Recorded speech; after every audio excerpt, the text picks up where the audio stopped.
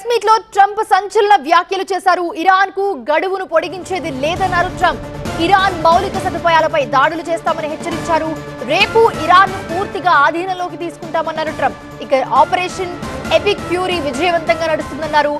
F-15 యుద్ధ విమానం pilot ను రక్షించాం. రెండో పైలట్ కోసం రెస్క్యూ నడుస్తోంది. శత్రు ప్రాంతాల్లో F-15 దూసుకెళ్లిందని చెప్పుకొచ్చారు. రెస్క్యూ ఆపరేషన్ లో ఎవరూ గాయపడలేదన్నారు. అమెరికాకు ఏ దేశానికి లేనన్ని ఆయుధాలు ఉన్నాయి. ఇరాన్ దారికి రాకపోతే దాని అంతు చూస్తామన్నారు ట్రంప్. ప్రపంచంలో అమెరికాను ఓడించే దేశం లేదు. ఒక్క అమెరికా పౌరుడి కోసం 200 మందిని పంపించామని చెప్పారు. రెస్క్యూ కోసం 3 హెలికాప్టర్లను ఉపయోగించామన్నారు ట్రంప్.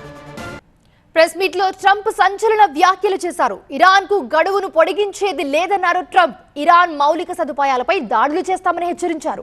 రేపు ఇరాన్ ను పూర్తిగా ఆధీనంలోకి తీసుకుంటున్నామన్నారు.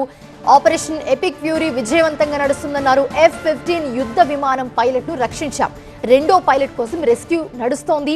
శత్రు ప్రాంతాల్లో F-15 దూసుకెళ్లిందన్నారు ట్రంప్.